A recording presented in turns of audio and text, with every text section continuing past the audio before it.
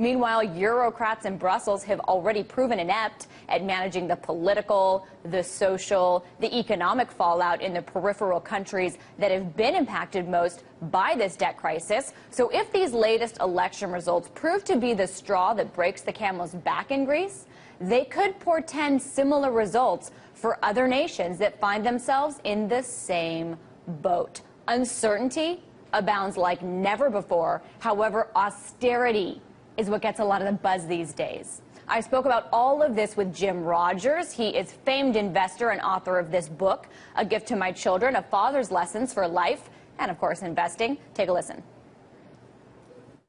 I want to start with austerity, because austerity is evidently what everything is to blame for. The French and Greek elections, people are saying, was an anti-austerity election. I have a report of an Italian nuclear power firm boss being shot, and the media is saying, hey, maybe this is an austerity backlash. I mean, it sounds like a joke, but I literally have the article. Now, you and I could sit here and have a discussion about how austerity perhaps has been mismanaged, but is there a bigger issue that isn't being addressed properly, and that's the debt overhang in these countries? Of course, Ms. Lister, the basic problem is bankruptcy and huge amounts of debt. For 50 years in the West, we've been spending money we don't have. And now the chickens are coming home to roost. Somebody's got to pay for this. We may not like austerity. Nobody likes austerity. But if we don't have austerity now, it's going to be much worse in 2, 3, 4 years. I don't like the fact that people spend money they don't have either. But they better shape up. Well, that's an interesting point that you just had, because the debt overhang is something that you talk a lot about. We've talked a lot about it. And some people will say, you know, but hey, look at Japan. They've been trudging along. They may not be doing well, but they haven't fallen into the ocean. And it's interesting because Ken Rogoff and Vincent Carmen Reinhart in a recent paper addressed the long-lasting consequences of high public debt overhang, Mr. Rogers. And they found that across 50 countries, 26 periods of a debt to GDP ratio of over 90% for at least 5 years. One of their findings, they found that real GDP drops by an average of around 25% at the end of the deleveraging episode. So is it better to get it over with quickly or to drag it out like Japan? Ms. Lister, of course it's better to get it over with. Japan has had 2 lost decades now. The Japanese stock market is down 75% from where it was 22 years ago. That's not a very good model, if you ask me, and their debt is going higher and higher. You can contrast them with, Ms. Lister, to the Scandinavia, who at the same time 22 years ago had the problem the Japanese did. They took the pain. A lot of people went bankrupt. They had a horrible 3 years. But coming out of that, Scandinavia's had a wonderful 15 or 20 years. It's always better to bite the bullet, admit your mistakes, and start over instead of denying reality. So what does starting over mean? Does that mean defaulting, or does that mean what Greece is doing? Because austerity there is just paying the creditors. No, Ms. Lister, Greece still hasn't resolved the problem. If you look at the projections or if you look at the facts with Greece, their debt is still going higher and higher and higher. Yes, they supposedly took write-offs, but they haven't bitten the bullet. Yeah, of course, there's some pain there, but nothing like the pain that has to happen. You saw the elections. The Greek citizens, the Greek voters said, we don't like pain. We want to go to the beach and drink ouzo. This is not going to...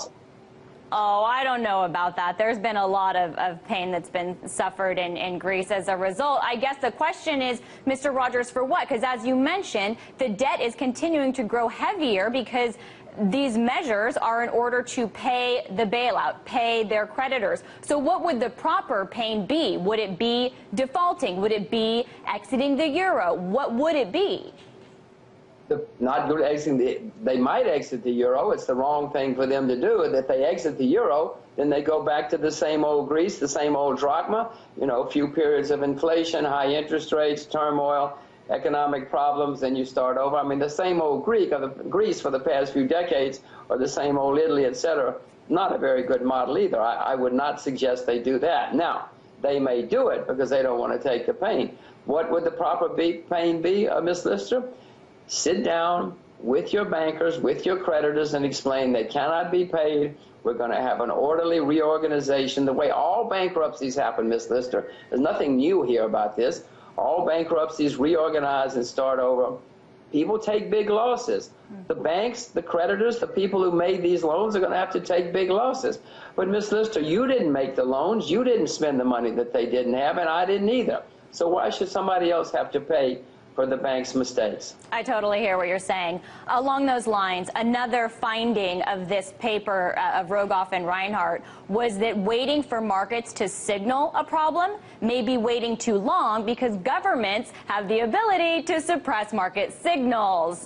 When we talk about this, it's kind of, you know, the word that comes to mind is duh, because we talk about this all the time. Isn't that the problem, that markets can't signal a problem because they're being manipulated, they're being anesthetized, a little like the late Michael Jackson with propofol? Well, the markets are letting somebody know that there's a problem. I mean, you can see the price of Greek bonds, Spanish bonds, etc.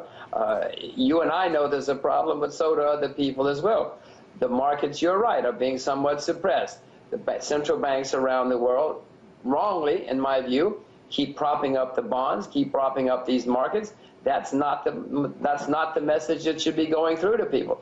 The message that should be going through to people is, we have failed. We have made mistakes. We have to start over.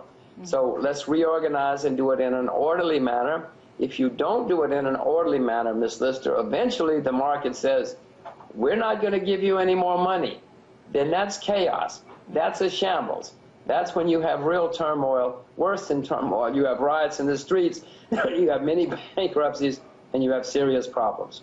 Do you think that that still happens this day and age and will happen inevitably despite all of the efforts of central banks to prop up the system and paper over these issues we're talking about? Ms. Lister, eventually the governments and the central banks run out of other people's money.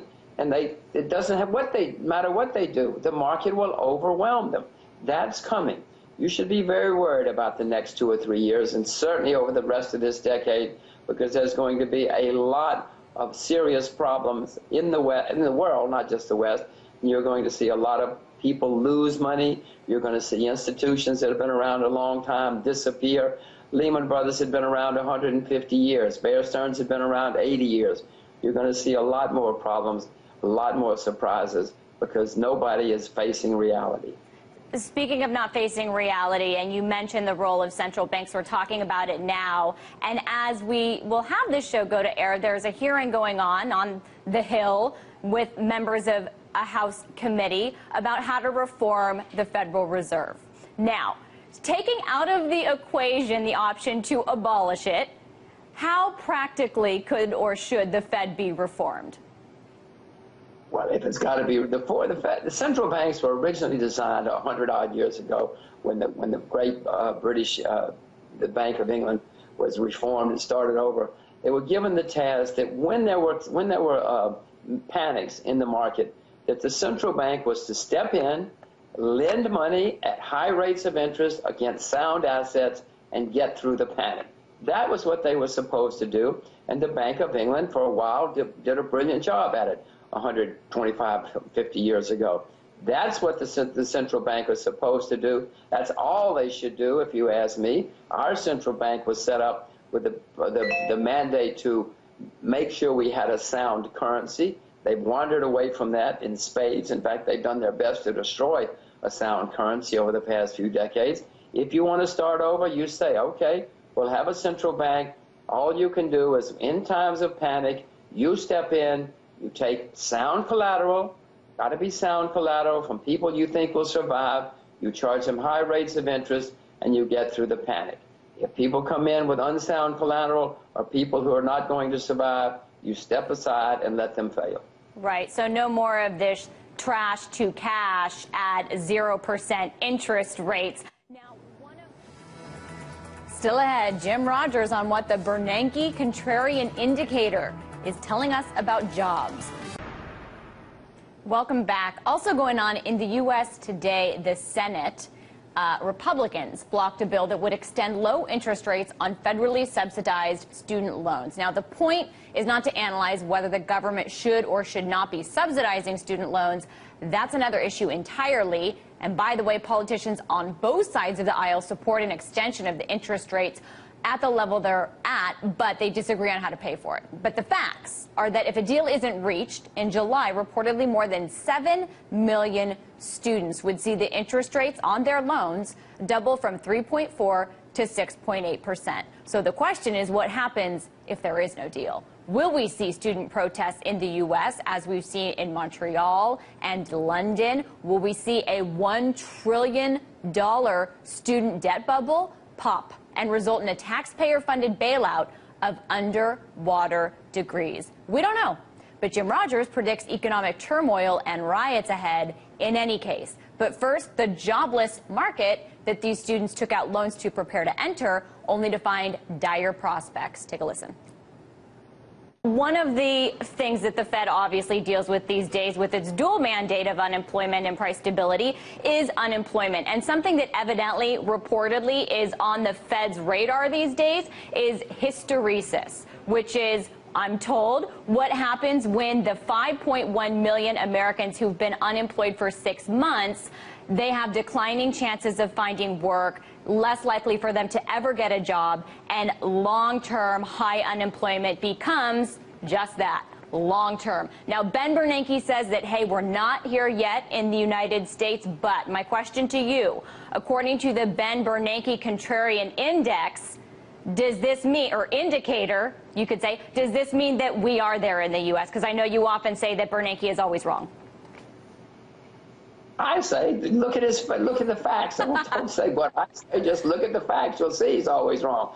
Of course we're there. You know as well, I hope you know as well as I do, that the government is fudging the figures. The unemployment figures are much higher than what the government tells us. They have these ways to manipulate them every month. They use the birth and death adjustments. They say people have dropped out of looking for work. It's very easy to manipulate the numbers, and they manipulate the numbers. These numbers are not real. Yes, we've got serious problems. And if Mr. Bernanke doesn't know it, maybe he should watch RT TV.